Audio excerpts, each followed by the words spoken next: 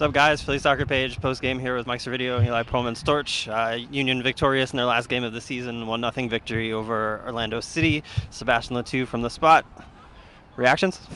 Sebastian Letou from the spot. You put him on the spot, he scores a goal. It's an odd call, but it's a goal, and the Union played a much better game than a truly woeful Orlando side who looked even more ready for the offseason than the Union did. Yeah. Not much more you could say about it than that. Penalty, a little bit of a weird call. I mean, Sebastian gets tagged down in the box. It looked like the cross maybe 10 feet over his head, so maybe a little bit lucky, but 13 from 13 from the penalty spot. Yeah, you can't argue with that. And knowing Orlando needed to come out and score goals, you really thought they'd come out and try and score goals. But after a couple minutes of control, they really faded, and the Union were very strong. Getting after them, especially going after Breck Shea, who just very poor match. Doesn't show much effort. And when you take a player who has succeeded at the left wing and move him back to the left back, it's going to take some time. But then when you flip him over to the right back, then you've taken away all of the skills that he has, and he looked completely out of sorts at right back, and it was a very strange decision. And the Union just went after him over and over again. Steven Vittoria doesn't make the starting lineup. Fernando Aristeguieta doesn't make the... with Vittoria, it was the yellow card suspension. The yellow card suspension. So he was done. Yeah, we knew that one. Aristeguieta doesn't make the starting lineup, which I think is the bigger thing here. Is this the last time we see him in a Union shirt? Yeah, I think you look at Aristeguieta being out of the lineup. I think you look at Chaco Maidana getting hauled off at halftime in New York and then not figuring today. That might be a signal, Barnetta came here to play in the middle of the pitch. He didn't come here to play on the wing.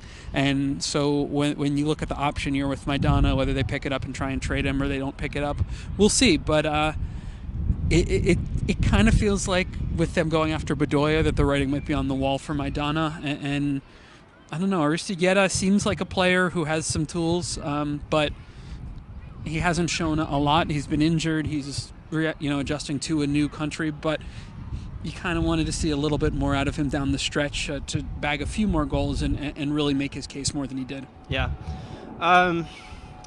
Search for the sporting director goes on. Jim Curtin's job seems safe for now.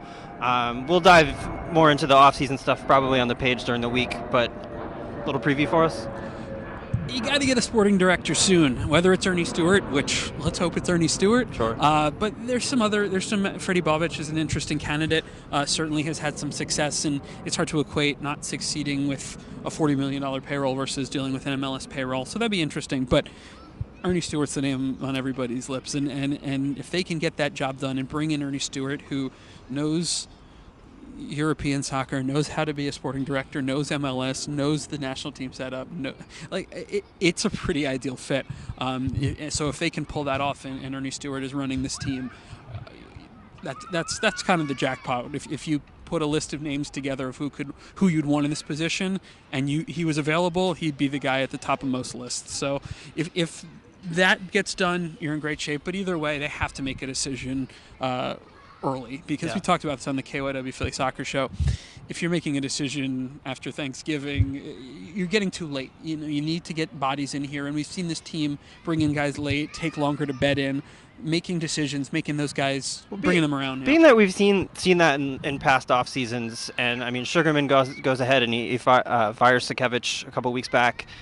Is that a signifier that things are going to start happening faster, or things will have some more momentum in the off season? Do you think? You hope. I mean, you really hope, because it seemed like it was Sakevich who was dragging his feet on the sporting director. It seems like it was Sakevich dragging his feet here, dragging his feet there. And so you hope that Sugarman, having made this move, really understands the need for urgency. Things are going to come, there's all the MLS drafts. The Union are going to have another nice high pick in the Super Draft. There are players to sign. They need to make decisions. And you don't want this team making decisions about players without that sporting director in place. It's that simple. If this person is truly going to come in here and design and build and lead this team, they need to be in here as soon as possible. The season's over now. Now that needs to be number one, first priority going forward. With this being the sixth year of the team, going into this offseason, is this the biggest offseason we've had in the history of this club, do you think? Yes, I mean, we unfortunately we've had to say this a lot. Is that a lot of change has to come, a lot of parts have to be moved. But not only are you looking to improve this team, but you're building another program with Bethlehem Steel, which what seems like that'll be called. You have a bunch of players to sign there, and when you sign all those players, you have to decide on the philosophy you're going to play, the kind of guys you're going to pursue. So you have a lot of people to bring in, a lot of decisions to make.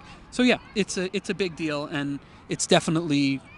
I think it's the biggest. It's easy to say it's the biggest as this team continues to not make the playoffs and not really get that close. But you get the sense that that's kind of the feeling around the club too. I mean, even in Jim Curtin's his last press conference of the season, he kind of alluded to Union 2.0. I think is what he called it, and I think that's an exciting thing to hear. It's exciting, and I personally am someone who wants to see what Jim Curtin does with the backing of a sporting director. Right now he's living on an island. Chris Albright is a friend of his. They're on the same level. He has assistant coaches, but there's no one above him who can mentor him and help him craft what he's doing.